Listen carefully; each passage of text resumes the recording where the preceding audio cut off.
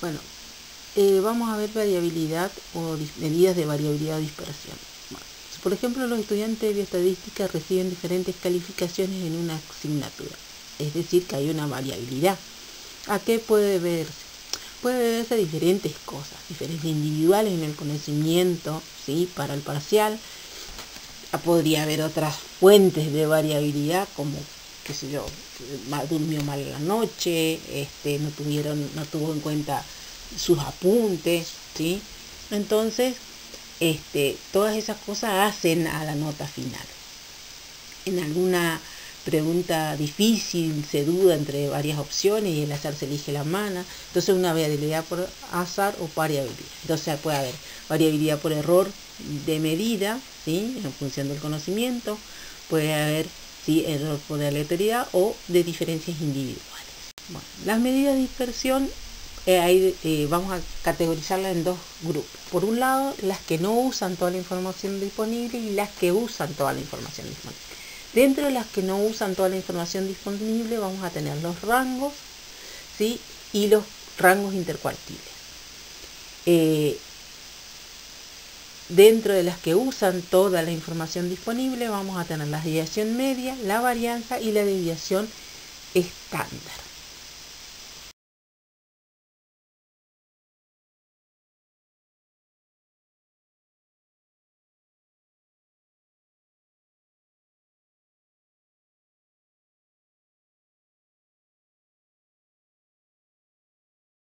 Vamos a comenzar entonces viendo qué es una medida de dispersión. Las medidas de dispersión miden el grado de dispersión o variabilidad de los datos independientemente de sus causas. El primero que vamos a ver es la amplitud o el rango, que es la diferencia entre las observaciones extremas, es decir, el menor valor y el máximo. Entonces, dados los datos, por ejemplo, 2, 1, 4, 3, 8 y 4, el rango sería 8, que es el mayor valor, menos 1, que es el menor. Entonces el rango es de 7. El problema del rango es que es muy sensible a valores extremos, porque si yo cambio, por ejemplo, el 8 por 20, ¿sí?, me cambia el valor del rango. El rango intercuartílico es la distancia entre el primer cuartil y el tercer cuartil. Entonces, el rango intercuartílico, ¿sí?, me queda esa relación entre el percentil 75 y el percentil 25, o entre el cuartil 3 y el cuartil 1. Es parecido al rango, pero elimina las observaciones más extremas, el 25% inferior y el 25% superior. Y entonces eso le hace que no sea tan sensible a los valores extremos. Entonces, si analizamos el rango, dijimos que era el dato mayor menos el menor, me pide para medir la amplitud en la cual se dispersan los datos, su valor se ve afectado por valores extremos, no dice nada de la variación de los datos entre los valores extremos, entre los dos valores, y no usa toda la información. El rango intercuartil, ¿sí?, utiliza entonces el cuartil 1 y el cuartil 3, y a partir de conjuntos de datos, ¿sí?, toma entonces el 50% centro. Dentro de los rangos, ¿sí?, tenemos también el rango semicuartílico, que es el rango intercuartil dividido 2.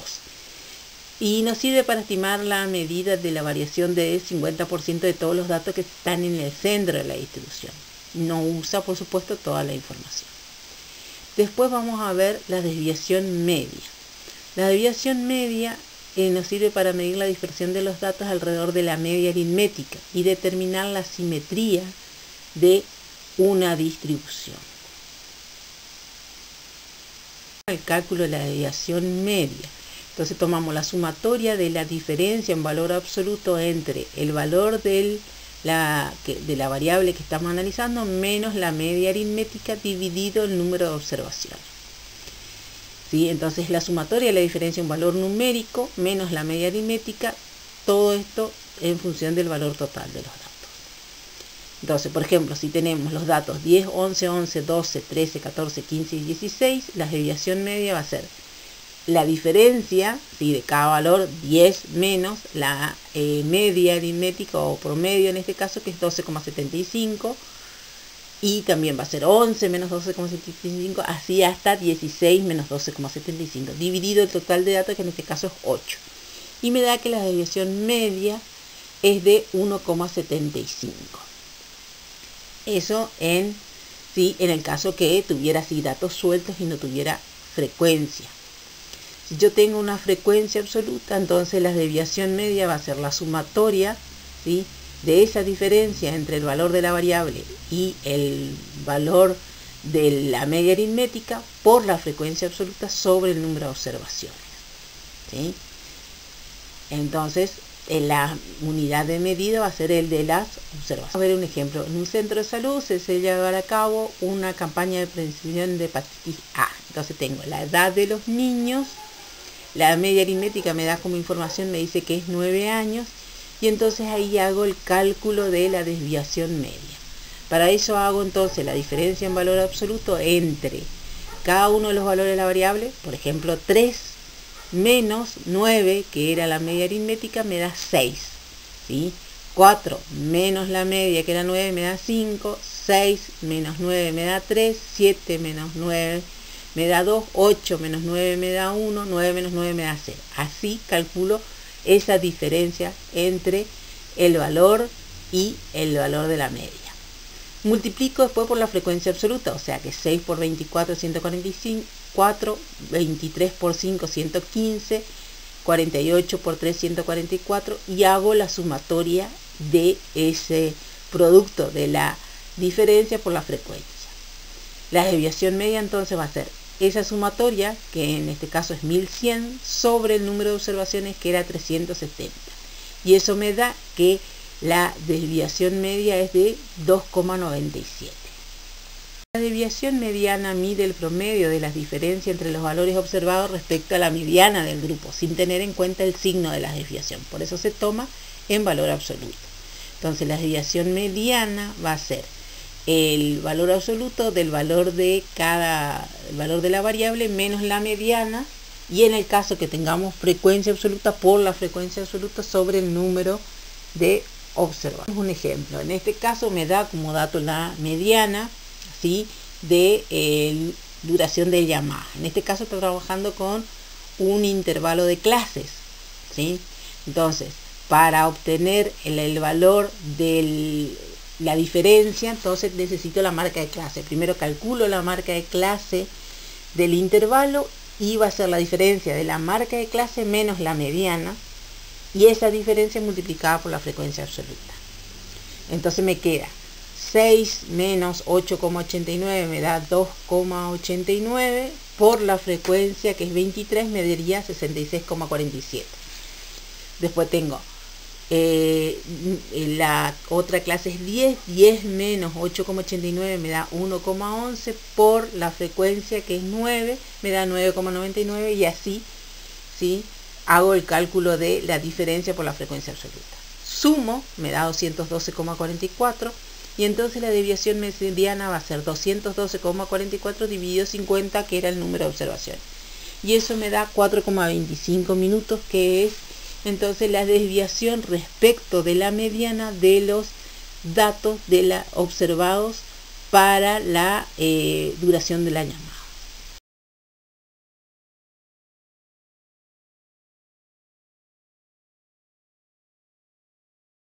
Otra medida de tendencia central que vamos a ver es la varianza. La varianza mide el promedio de las desviaciones al cuadrado de las observaciones respecto también a la media aritmética. Entonces ese cuadrado va a ser la diferencia x sub i menos la media elevado al cuadrado sobre n, que es el número de observaciones. La varianza es sensible a los valores extremos, o sea, si yo tengo un valor alejado de los valores de la, ¿sí?, de donde tengo más datos, va a hacer que se corra la media aritmética, por lo tanto también se va a correr la varianza. Sus unidades son al cuadrado de las de la variable, ¿sí? Es decir, tendríamos metro cuadrado, kilogramo cuadrado. ¿Está? Vamos a ver un ejemplo. Tenemos los 8 datos que teníamos hoy, sacamos el valor de la media, me da que es 12,75, hallo la diferencia entre cada uno respecto, ¿sí?, del valor de la variable, y me quedaría entonces que la varianza es igual a 4,5.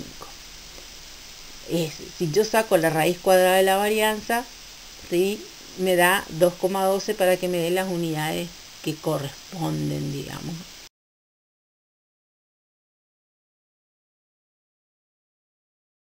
La otra medida de dispersión es la desviación típica o desviación estándar. Es la raíz cuadrada de la varianza. Tiene la misma dimensionalidad que las unidades de la variable. Tiene cierta distribución que veremos, ¿sí?, más adelante, que puede ser normal o gaussiana, y quedará completamente determinada por la media y la desviación típica. A una desviación típica de la media tendremos el 68% de las observaciones y a dos desviaciones típicas tendremos el 90% de las observaciones. Centrado en la media y a una desviación típica de distancia tenemos más de la mitad de las observaciones, ¿sí?, a la izquierda. Y a dos observaciones típicas la tenemos a casi todas, ¿sí? Entonces, la varianza y la desviación estándar de una muestra, ¿sí?, no vamos a ver que el uso que le vamos a dar es que nos sirve para medir la dispersión de los datos alrededor de la media milimétrica y utiliza toda la información que tenemos. Bueno, ¿cuáles son las características de la varianza y la desviación estándar? Son índices que describen la variabilidad o dispersión y por tanto cuando los datos están muy alejados de la media el numerador de su fórmula será grande y la varianza y el desvío estándar también lo serán. Al aumentar el tamaño de la muestra disminuye la varianza y la desviación estándar. Cuando todos los datos de la distribución son iguales, la varianza y el desvío estándar también son iguales a 0. Para su cálculo se utilizan todos los datos de la distribución, por tanto cualquier cambio de valor también va a ser detectado por la varianza o el desvío. Y en el caso de la varianza, esta siempre será positiva porque está elevada al cuadrado.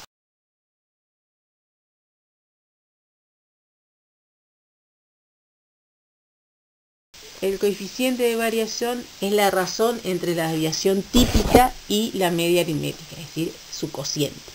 Mide la desviación típica en forma de qué tamaño tiene respecto a la media. También se denomina variabilidad relativa porque nos da un valor relativo que multiplicado por 100 nos va a dar un porcentaje. Es frecuentemente mostrada en porcentaje. Si la media es 80 y la desviación típica es 20, entonces el coeficiente de variación va a ser 0,25 en valor relativo y si multiplicamos por 100 me dice que es el 25% de variabilidad. Es una cantidad dimensional, por lo cual es interesante para comparar la variabilidad de diferentes variables. Por ejemplo, si el peso tiene un coeficiente de variación del 30% y la altura un coeficiente de variación del 10%, los individuos presentan más dispersión en el peso que en la altura. No debe usarse cuando la variable presenta valores negativos o donde el valor sea una cantidad fija, arbitraria, como por ejemplo en la temperatura. El coeficiente de variación es similar a la desviación estándar, pero dividido por la media. Con esto se logra que sea independiente de la unidad de medida con que se midieron las observaciones. El coeficiente de variación no tiene unidad de medida. Veamos un ejemplo, ¿sí?, el de la duración de las llamadas. Entonces tenemos el intervalo de clases, tenemos la cantidad de llamadas, tenemos la marca de clase, hacemos la diferencia entre la marca de clase y la media aritmética, elevamos al cuadrado y esa diferencia elevada al cuadrado multiplicamos por la frecuencia absoluta. Entonces, la varianza va a ser la sumatoria de esa diferencia por la frecuencia sobre n. Sacamos la varianza, tomamos la sumatoria, ¿sí?, y me da 1332,46 dividido 50, me da que la varianza es 26,65. Y sacamos la raíz cuadrada, me da que es 5,16 minutos. Entonces ahí calculamos el coeficiente de variación, 5,16 minutos sobre la media aritmética que era de 10,48. Y me da que el coeficiente de variación es de 0,49, es decir, el 49%.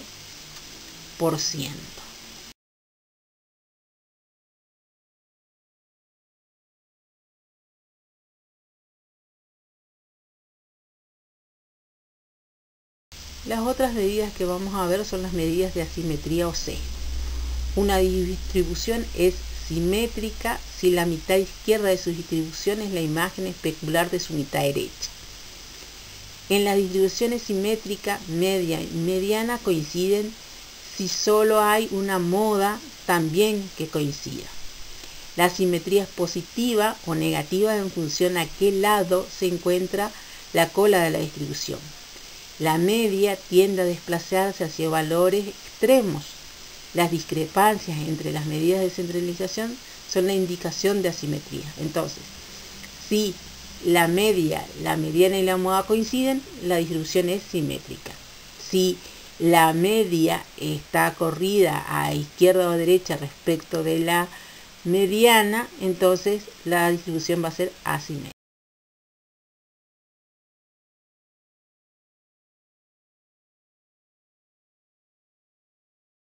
¿Cuáles son los estadísticos que vamos a utilizar para detectar la asimetría? Hay diferentes estadísticos, basados en la diferencia entre las estadísticas de tendencia central y basados en la diferencia entre los cuartiles. Si me trabajo con los cuartiles, si yo hago la diferencia entre el cuartil 3 menos el cuartil 2 y esta es mayor que el cuartil 2 menos el cuartil 1, la asimetría es positiva. Si esa diferencia me da el mismo valor, ¿sí?, entonces es simétrica. Y si el cuartil 3 menos el cuartil 2 es menor que el cuartil 2 menos el cuartil 1, la asimetría es negativa. Basado en las desviaciones con signo respecto a la media, y hallar el M3. M3 va a ser igual a la sumatoria de la diferencia entre el valor de la variable menos la media aritmética al cubo por la frecuencia sobre el valor del número de observaciones, ¿sí?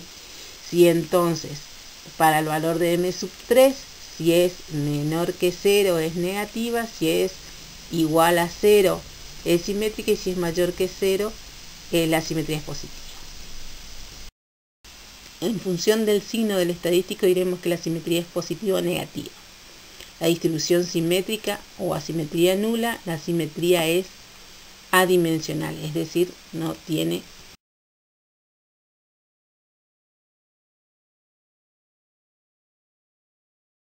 Las otras medidas que vamos a ver son las de apuntamiento o kurtosis.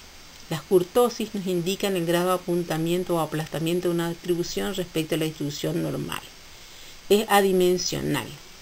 Entonces va a ser platicúrtica si la kurtosis es menor que 0, va a ser mesocúrtica si es igual a 0 y leptocúrtica si es mayor que 0. Vamos a ver ese valor de la kurtosis en función del gamma sub 2, que va a ser igual a M4 sobre el valor del desvío estándar a la cuarta menos 3.